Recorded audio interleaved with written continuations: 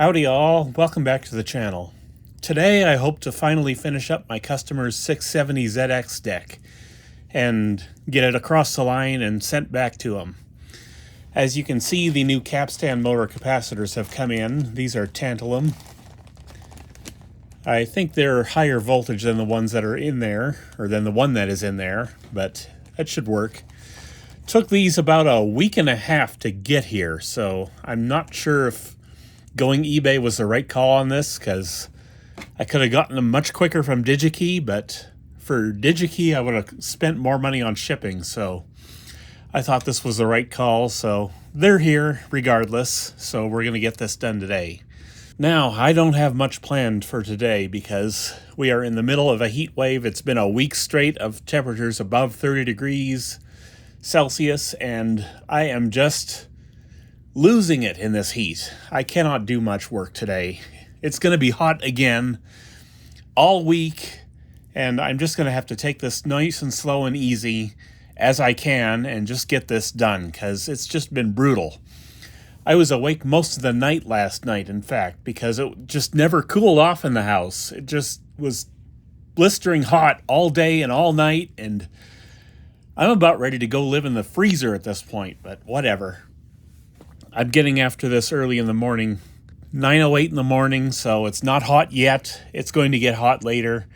By then, I hope to be done working on what I'm working on today.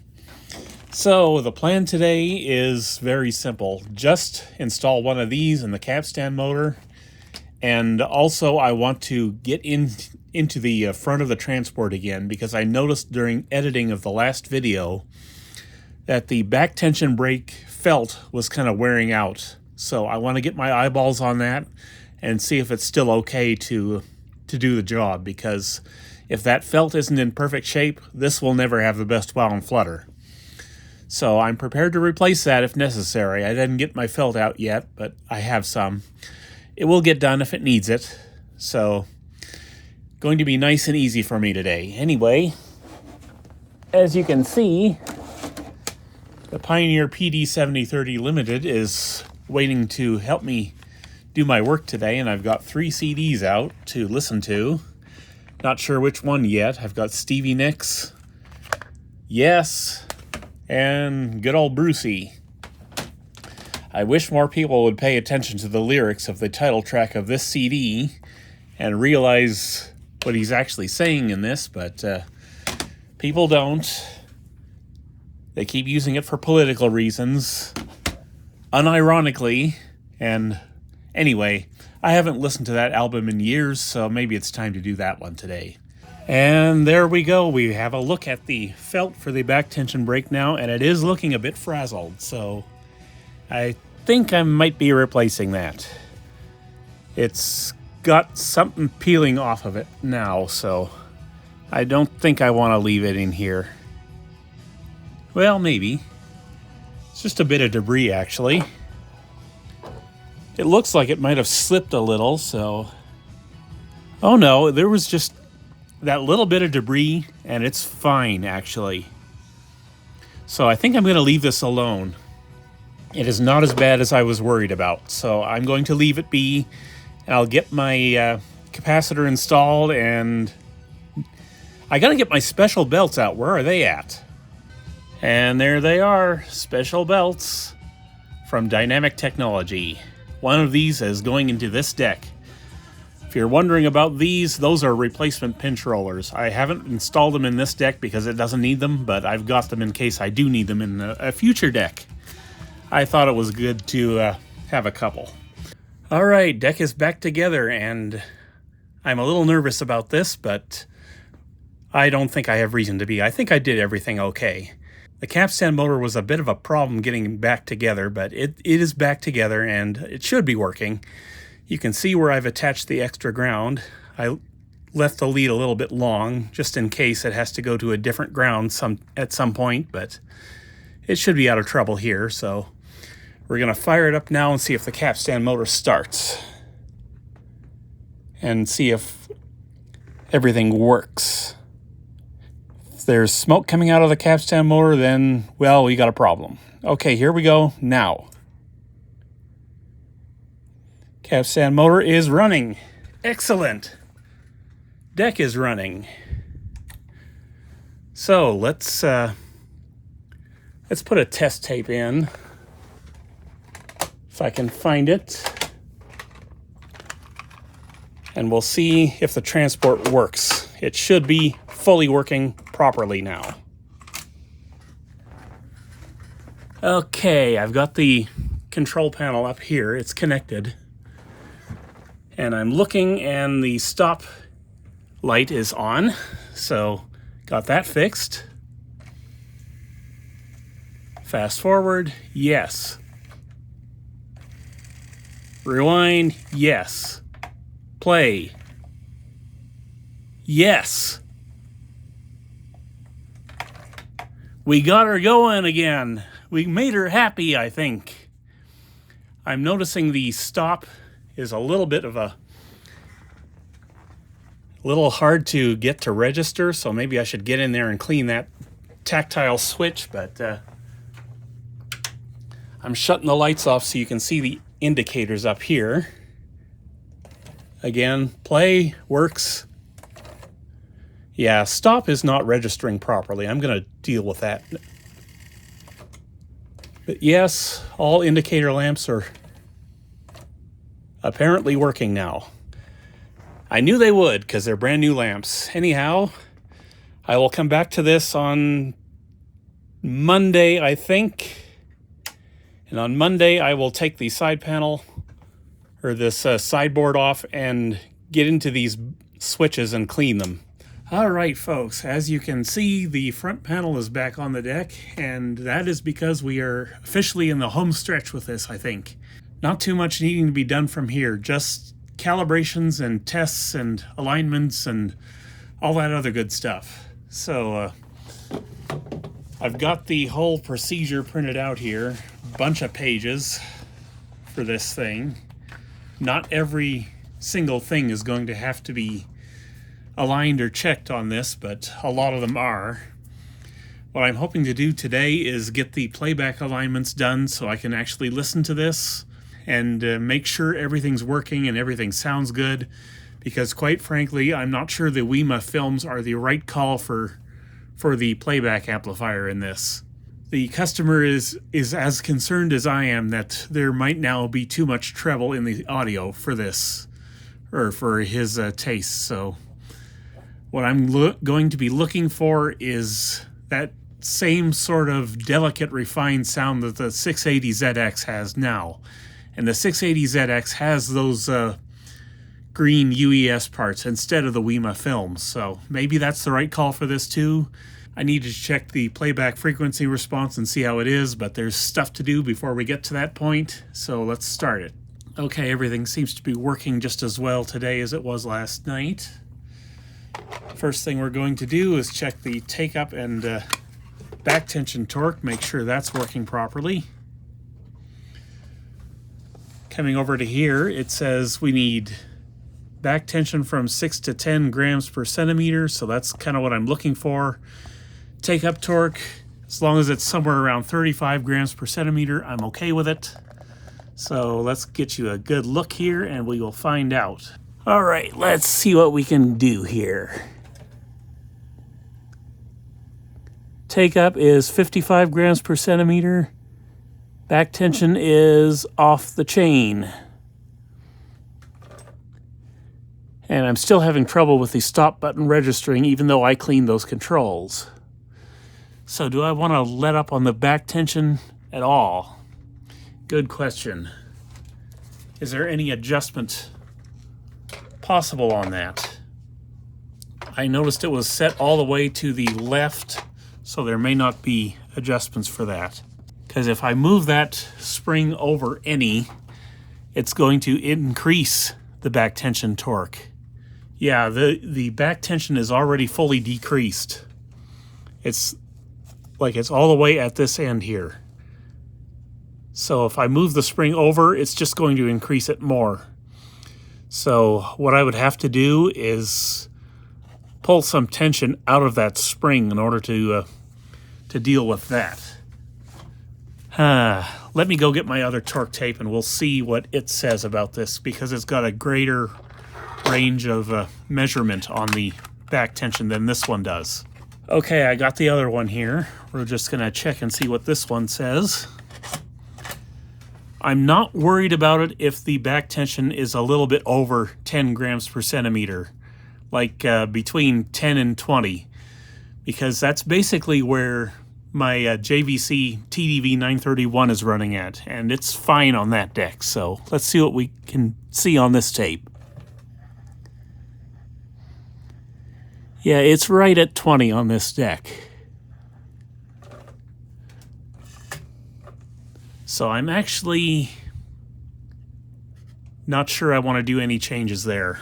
All right, I think I got the back tension issue resolved now to my satisfaction. It's running about 15 grams per centimeter now, but that is fine. It's not overwhelmingly ridiculous at that level. So I'm just going to keep it right here because I have taken quite a bit of spring tension out of that back tension spring now. That's the one right there. As you can see, it is all the way over to the minimum adjustment on that. So I can't do much more than that for it. I don't want to really mangle that spring too much, so I'm just going to leave it here. Should mention, I completely forgot earlier, all of these switches have been cleaned now. They were fairly dirty, nothing too serious. At least nothing like the 670ZX, which had rust in multiple switches, and obviously that wasn't easy to deal with, and it wasn't easy to deal with it here either because it took me like 4 hours to do it, but they're done. I'm not too concerned about that. I don't know if there's anything more I can do to clean the tactile switch and the stop button, so I'm going to have to leave it that way as well. You can shut it off, so whatever, I don't know. Maybe I'll do a couple more tests with the back tension before I put this back together and we continue our adjustments, but I don't know, we'll see. Okay, speed calibration time. I've got the front panel back on this thing again. I did clean the stop button a couple more times. I'm hoping that's working better. If it isn't, I don't think I can do much about it because I can't get inside that particular tactile switch. I'm not exactly sure how to do it on that type of switch, and I don't want to experiment on a customer deck, so I'm just not going to worry about it. It is working better. I've checked the back tension again. It's still running 15, which is acceptable. At least it's not double what the spec was anymore. But like I said, the TDV 931 runs at about the same back tension, and it's not a problem in that deck, so I'm not going to worry about it here either. Now, when it comes to actually adjusting the speed on this, I might have to get this deck on its side to do it, because it's really tough to get to the adjustment pot on this. So let's see what she's doing first, and we'll find out if we need to flip the belt over or something, because sometimes you need to do that to get the best wow and flutter. Here we go.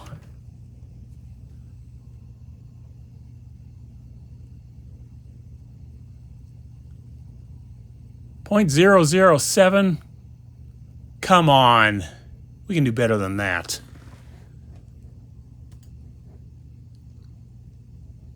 It was better than that with the original belt. But we need to calibrate that speed in order to see what's going on, so I'm going to go into stop mode for a second and turn this thing up on its side, and we'll adjust that. Because I can't get to that control any other way, I don't think. Now, can I get to this control at all? There we go. I think I got it. Yeah, I got it.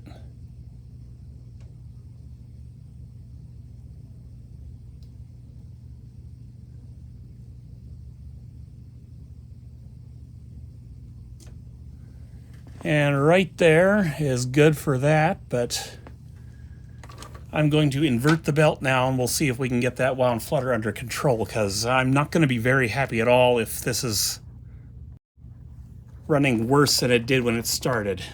So it's going to be hard to show you, but here's the belt assembly. What I'm going to do is I'm just going to invert it from here, shut the deck off first, of course, and then I'll just manipulate it until it's inverted. Give me a second here.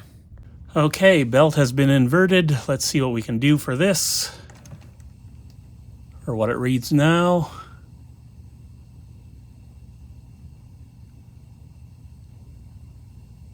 Speed's up again.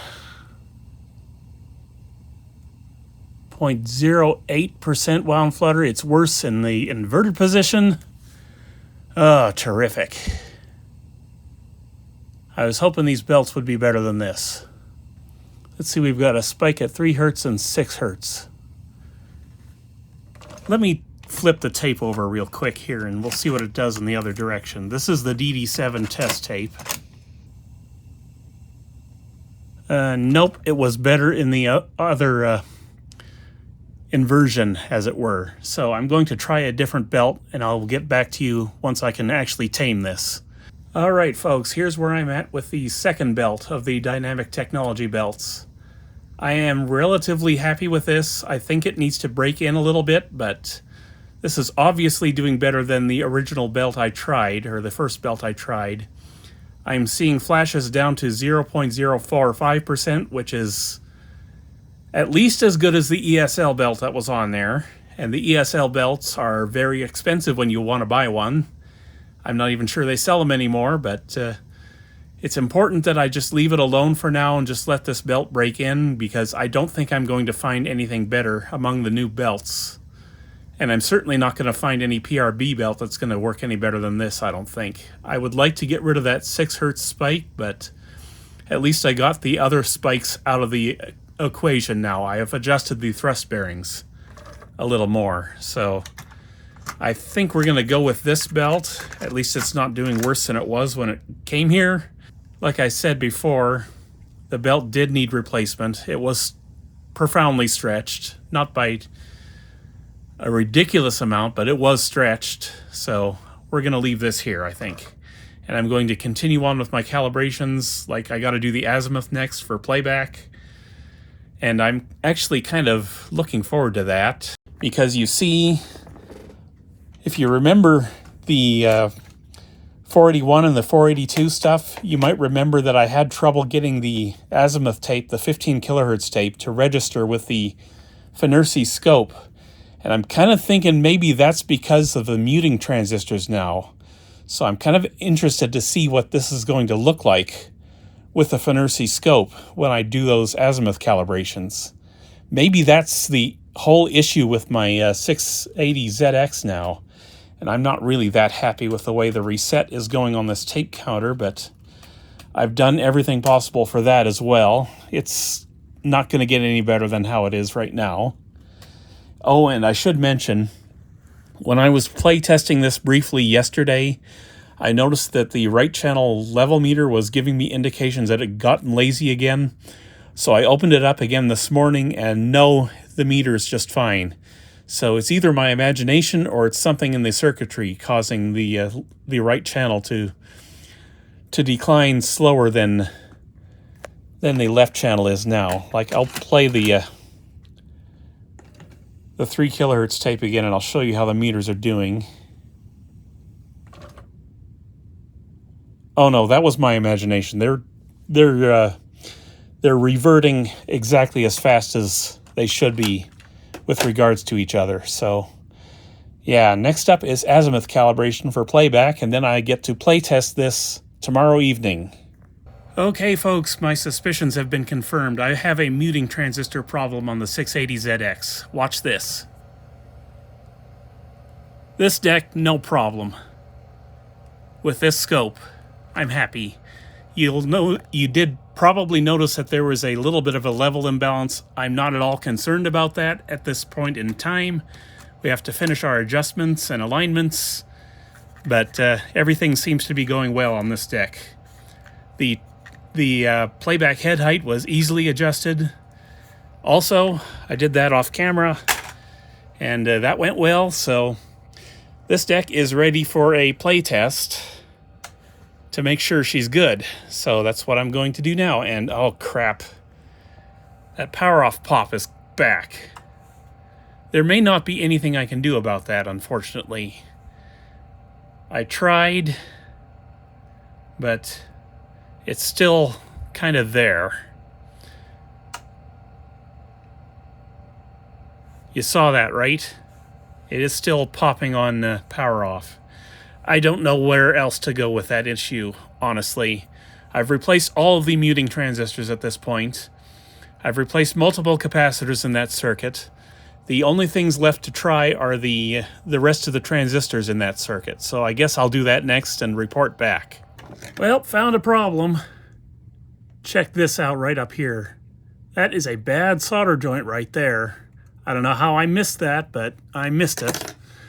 That is the main bridge rectifier for the entire unit. I'm glad I caught that. I don't know if it's causing the power off pop or not, but it certainly could be. Because it's basically rectifying the power for the entire deck. So let me fix that, and maybe I'll just play test it tomorrow and see how it works out and see if that solves anything.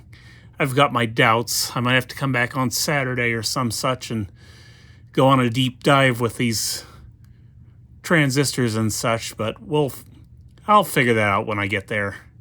Okay, folks, I got this thing play tested last night, and it is sounding incredible, I have to say. It's better than the 670ZX at the current time, I think. I'll show you which tape I played. This was recorded on the Double D99, and I'm not exactly sure that that deck is working properly, so I can't really make too many comments on the performance of this deck as compared to that one, because that one has never been calibrated properly yet. But it sounded amazing, with the exception that there was almost no high end in the left channel, which reminded me that I hadn't tested the playback frequency response yet. So I did that this morning, and I found some issues, and I have been working to correct those issues. I will show you what is going on with the current performance right after I aim you right at the laptop so you can actually see something. Okay, this is the GXZ 9100 white noise tape, the metal tape. I'll show you what this looks like. As you can see, there's still quite a bit of a roll-off after 10 kilohertz. So I was concerned about that because it didn't really sound like it was missing anything above 10 kilohertz. So what I did was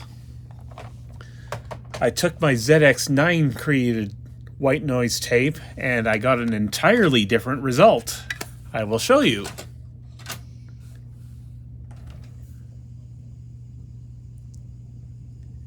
You see that?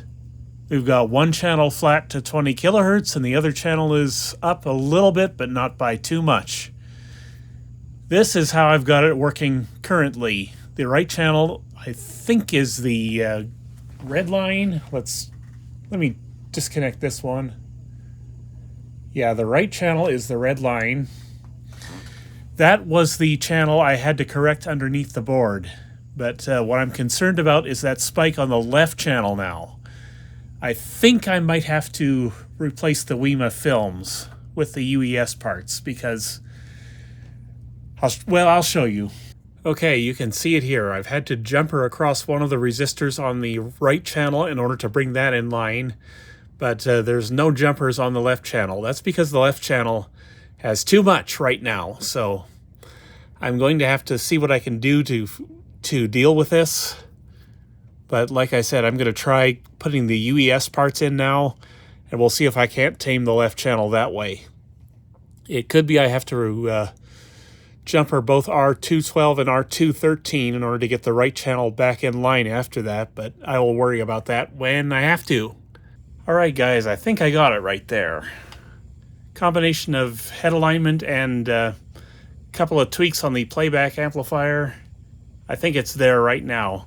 Of course, it helps if you follow the directions in the service manual properly, which I have now done. So I think I'm happy with this. This is my GXZ 9100 tape, the white noise one, the original one I made with the metal tape. It's the one that measures best.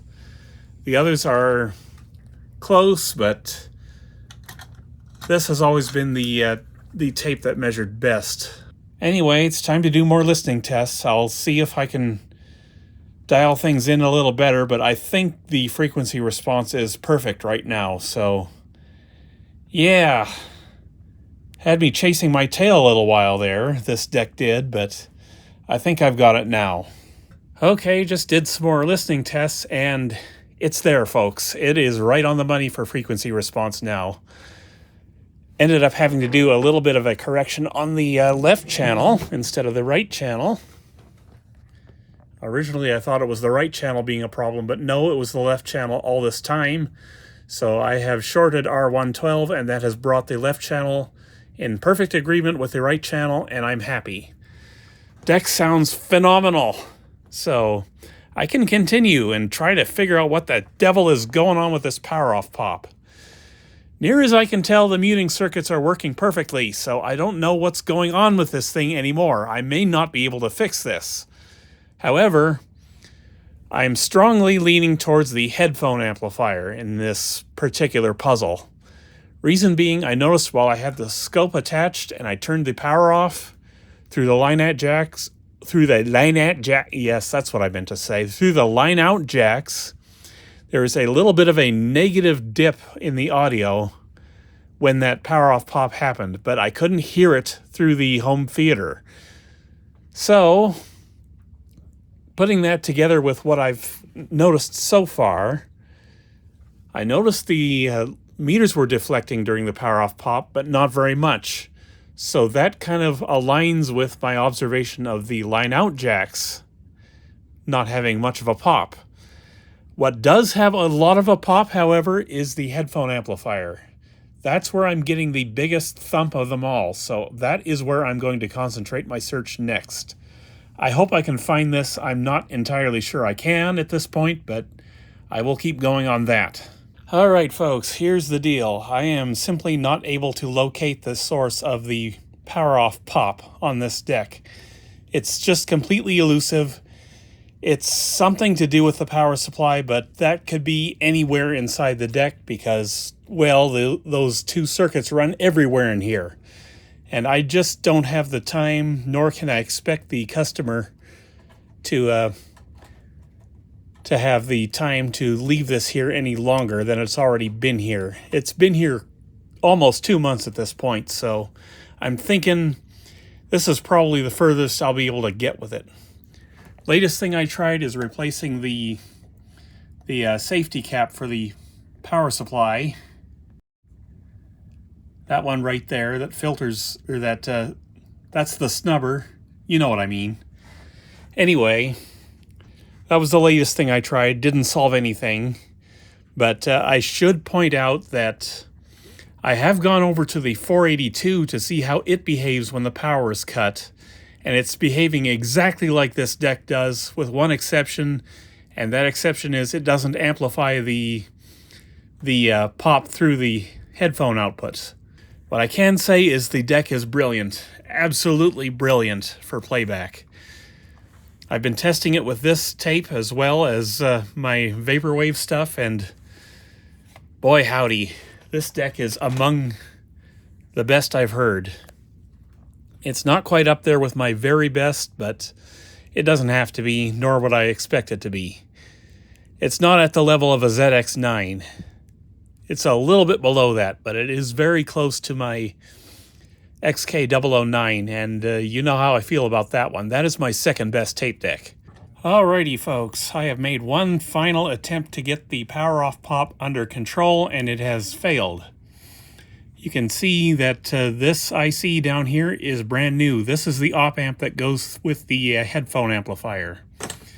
And I was hoping that would solve the problem. It was the only thing remaining I could think of that could be solving or causing the problem. But it is not causing the problem. The problem is not gone, and it's probably going to take weeks or months to find it, as I've previously stated. Or maybe I haven't, I don't know. I don't know if I can even make a logical video out of this anymore, but what I can say for sure is that little op amp down there has improved the sound quality of the headphone output on this particular machine. So that is going to stay in here. I think the customer will appreciate that. I don't know if he listens to headphones very often, but if he does, that thing will reward him. Alright folks, couldn't leave it alone, so I got the 670ZX out to hopefully shed some light on this power off pop issue. I'm still rather convinced that the issue is somewhere in the mute circuits, and some helpful comments over at Tapeheads leads me to further confirm that. And I appreciate those comments. If you guys are watching, very much thank you.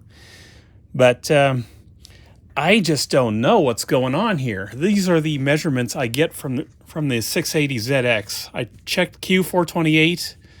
These are the readings I get. I haven't checked these on the 670 yet, but the ones that are of most concern to me are up here. These are the muting transistors responsible for shutting off the outputs or shorting out the outputs when the deck is in anything other than play mode. Like these transistors short out when the deck is in stop mode, and they should be still shorting out the audio outputs when power is removed, which would eliminate that power off pop. And this circuit completely works in this deck, so I don't know what's going on here, because I get these same voltage readings on the 670ZX.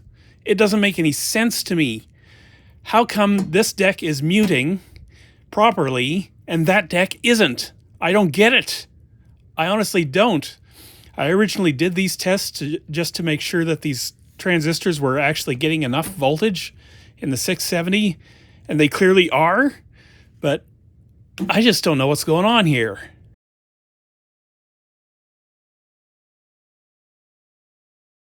Okay, I am now going to attempt to elucidate my thoughts as to what exactly I think is going on with this deck before I have my Star Trek evening tonight. First, there was the issue this deck originally came with, which was the power off noise through the line out jacks, which is apparently a whole other issue from what I've been dealing with for the last 2 days. The issue with the power off pop through the line out jacks is fixed, apparently. I'm not 100% sure on that yet because I have to do more testing, but that issue was caused by the muting transistors, which are now new ones. The current issue is entirely within the headphone amplifier. I know that now for a fact. The way I know that for a fact is because I have completely isolated the headphone output from the rest of the deck, and it still does the pop through the headphone output. I have also disconnected the power to that op amp back there, the one that's now been changed.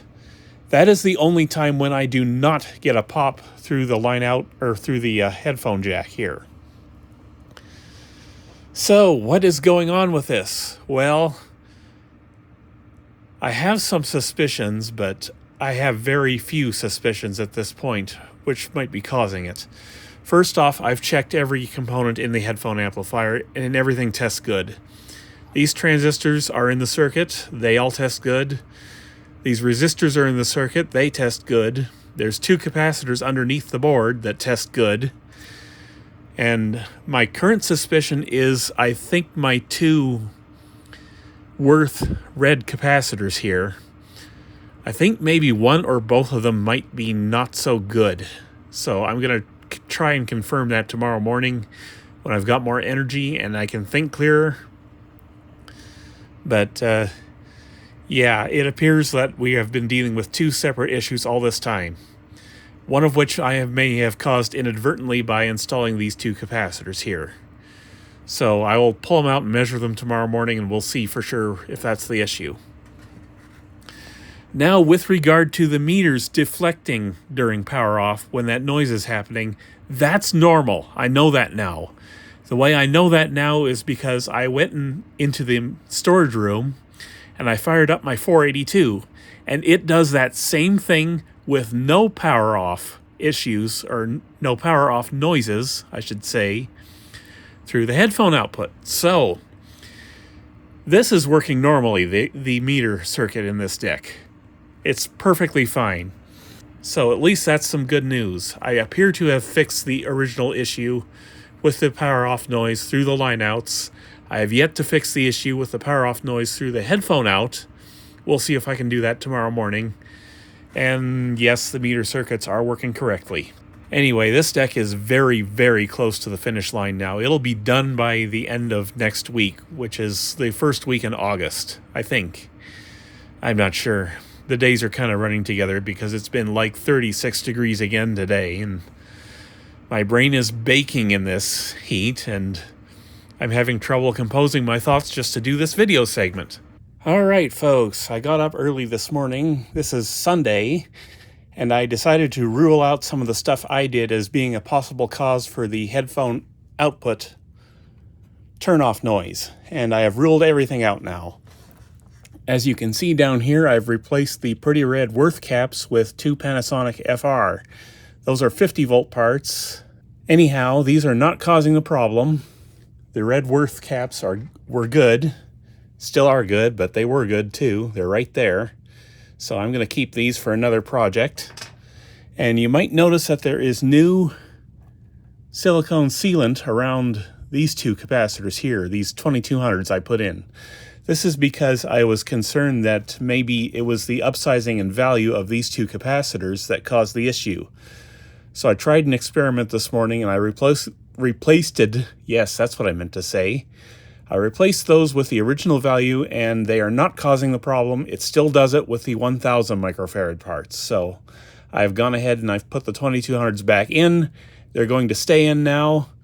And yeah, that's that. The whole issue is now confined only to the headphone amplifier, as far as I can tell, and it's going to have to stay that way. I'm now told that some of these decks just do this, and there's no really good explanation for it that I can find that why this deck would be doing it anymore. But anyhow, I'm going to do two more capacitor replacements, I think. I don't think I need to. Like these two here and these two here, I think I'm going to change. Those are 47 microfarad, and that's probably where I'm going to leave the deck. These are not bad, but I'll change them anyway just to have peace of mind there. Not exactly sure where they are in circuit, but they're in the playback amplifier somewhere. So I'll go ahead and change those. Yes, it appears that this deck is fully working when it comes to the actual line outs, which is the big concern I had, is getting the noise out of the line outs.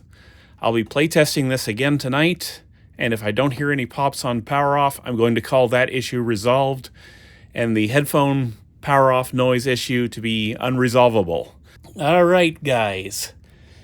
It is now Monday, the Monday before you're seeing this, I think, and you will notice that there is a belt lying there in front of my laptop there.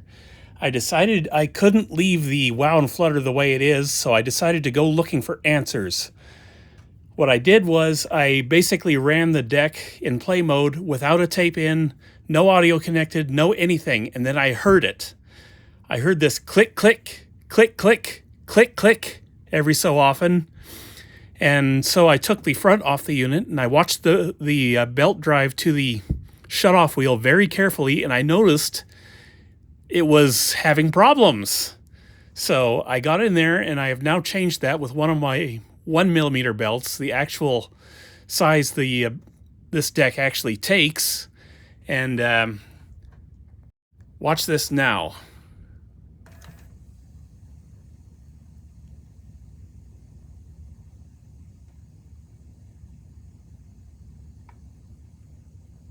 Oh yeah, that's the stuff right there. 0.039%, 0.040%. We're taking that. I have to tweak the speed down a little bit now because reasons, obviously, but even at that speed, it's fine. It's just a couple of tweaks from here. Let me just go ahead and do them and we will continue on with our journey. It is now Wednesday, July 29th, and this deck is 95% completed at this point. I don't think I need to do any more on-camera talking or shooting after this segment. I think it's going to be done very quickly. I originally intended to do the recording calibrations today, but my body decided to wake me up at 3 o'clock in the morning because I was sick and I couldn't get back to sleep after that. And I know better than to try and do recording calibrations while I'm feeling the way I'm feeling, because my anxiety disorder will screw something up if I try to do it today. So the recording calibrations will be done tomorrow on Thursday, off camera. And I think what I'll probably do is I will post some screenshots of how the deck performs in all three tape types so that you can see how it's doing. There's a small chance I might have to remove that jumper I installed on the left channel playback amplifier over that resistor, but I will cross that bridge when I get there. I'll know for sure if that needs to be done during recording calibrations because, well, one channel will line up and the other channel won't line up. That's how I'll know. But I think it's great now. I think it's just perfect. I listened to it a little bit today. I didn't have a chance to on Sunday. And this deck is just brilliant. I gotta tell you. I think I have maybe 2 or 3 decks in my own collection that are even up to this level. And the 670ZX is not one of them. I'll tell you that right now. It takes the XK009 in its modified version to beat this one. And obviously the ZX9 is the ZX9. There's no beating that deck without spending like $3,000 or $4,000. So I'm very, very happy with how this has turned out, and that's just as well because my anxiety disorder has been a big problem over the last 2 months that this deck has been here. I can't help it. It's a disorder for a reason. And what I can say is that I have finally found something in life where I enjoy doing something so much that it's able to completely overcome the anxiety disorder entirely. I haven't even wanted to touch my other decks until this was done, because I wanted this one to be perfect for my customer is all. Anyhow, I will go over with you the recording calibrations that are required on this, but first I wanted to show you how the Rammstein function is working. Or the RAM function, actually, but that's what I'm calling it, is the Rammstein function. That function does not work on my 670ZX. I believe it's because the control chip for the front panel buttons is malfunctioning and is not sending the Q signal into the deck properly, but whatever. I don't actually need that to work on the 670ZX, and I'm not planning to fix it on that deck. Reason being, using the Q function of any deck is a recipe for increased head wear. In fact, I believe that's why my Akai GX93 is in such bad shape for head condition. Anyway, we'll get a tape in here. Now, in order to activate that function, we first have to go into Q mode, and the way you do that on this deck is by pressing rewind or fast forward, and then pause. At that point, the deck will sort of slow down, and the heads will briefly rise up so they can contact the tape. Or just barely contact the tape, I should say, and then you'll get chipmunk noise through the outputs. So I'll just show you how this works. To get to the RAM function, you go into Q mode first, by rewind or fast forward as mentioned, and then pause, and then you press pause a second time, and then this will light up. This works on this deck, I'll show you. And then from here, you press pause to increase the count or record to decrease the count. And this is working perfectly. Unlike my 670ZX, which can't do this. So we'll see if it locks onto a track here. This is my test tape. So there may not be enough blank space here to catch too many tracks, but it should catch one. It did earlier.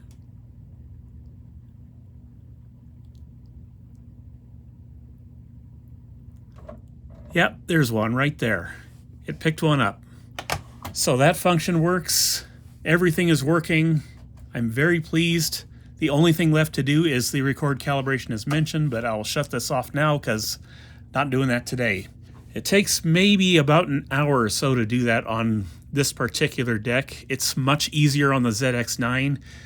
On the ZX9, it took maybe 10 minutes to do because there's no auto azimuth alignment to worry about on that deck. Plus, the ZX9 has built-in internal oscillators for both the 400 Hz frequency and 15 kHz.